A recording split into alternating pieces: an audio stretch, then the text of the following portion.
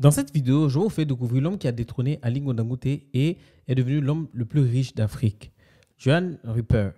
C'est alors une fortune aujourd'hui de 14,3 milliards de dollars, tandis que Dangote, c'est une fortune de 13,4 milliards de dollars. Tu vas aussi comprendre comment et pourquoi il est devenu l'homme le plus riche d'Afrique. Et si tu restes jusqu'à la fin, j'ai un bonus pour toi. Alors, on a tous appris fin août dernier que le milliardaire sud-africain Johan Rupert a dépassé le Nigérian Aliko Dangote en tant que personne la plus riche d'Afrique, selon les dernières données en plus de l'indice Bloomberg Billionaire. Alors, pour vous situer un peu, le Bloomberg Billionaire Index, lancé il y a plus de 10 ans, précisément en mars 2012, est un classement quotidien des 500 personnes les plus riches du monde en fonction de leur situation nette. Et il présente le profil de chaque milliardaire et comprend un outil permettant aux utilisateurs de comprendre leur fortune. Donc, M. Rupert contrôle le groupe Richemont, l'une des plus grandes entreprises de produits de luxe au monde. En termes de rang, en fait, c'est le numéro 2 mondial de luxe qui possède des marques telles que Cartier, Montblanc, Delvaux, Dunhill, etc. et réalise un chiffre d'affaires de 2,3 milliards d'euros.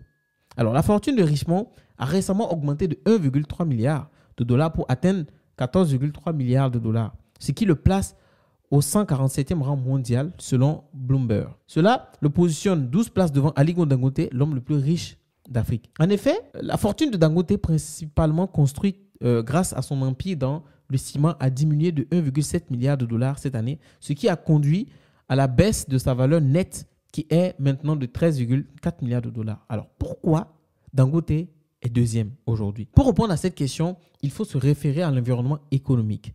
Alors, la baisse de la fortune de Dangote est probablement due à l'environnement difficile, l'environnement économique difficile dû au Nigeria où son business opère principalement. Et depuis l'entrée en fonction du président Bola Tinubu l'année dernière, le Nigeria a vu l'introduction de réformes économiques ambitieuses comme la suppression des subventions au carburant. Et ces mesures ont entraîné une forte inflation qui dépasse désormais les 30%. Tinubu a justifié ces réformes en affirmant qu'elles étaient nécessaires pour réduire les dépenses publiques et favoriser la croissance à long terme. Mais toutefois, ces changements ont eu des conséquences sur de nombreux secteurs économiques, y compris sur la fortune d'Aliko Dangote, l'homme le plus riche du Nigeria.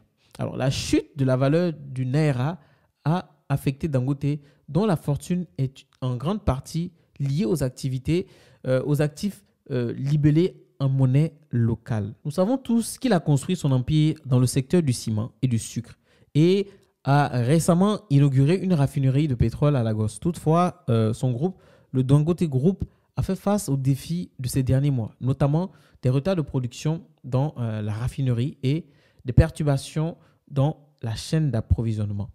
On a été tous au courant, ça a fait un grand bruit. Et malgré ces difficultés, Forbes l'a encore nommé l'homme le plus riche d'Afrique pour la 13e année consécutive en janvier dernier. Consécutif. Cependant, selon le dernier indice Bloomberg, sa position a chuté. Il est désormais le deuxième homme le plus riche d'Afrique et occupe la 159e place mondiale.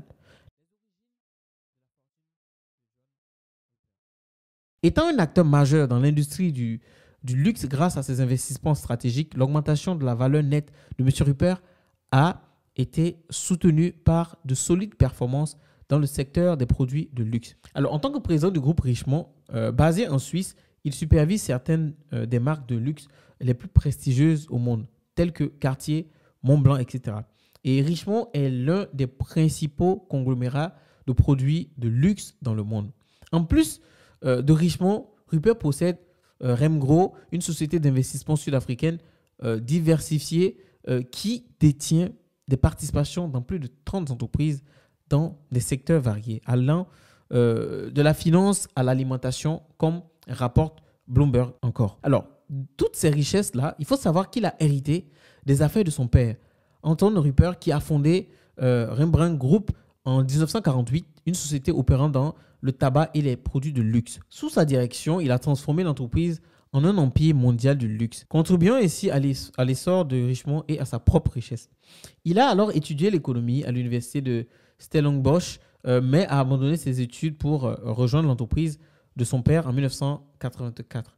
Rupert s'est exprimé sur les questions politiques et environnementales en Afrique du Sud et a fait campagne contre le régime de la minorité blanche. Il a reçu plusieurs récompenses pour ses activités commerciales.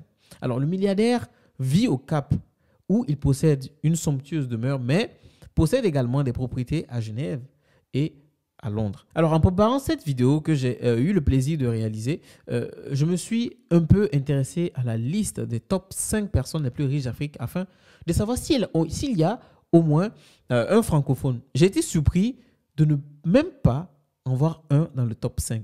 Alors, selon vous, pourquoi il n'y a pas d'Africains francophones dans le top 5 des hommes les plus riches d'Afrique?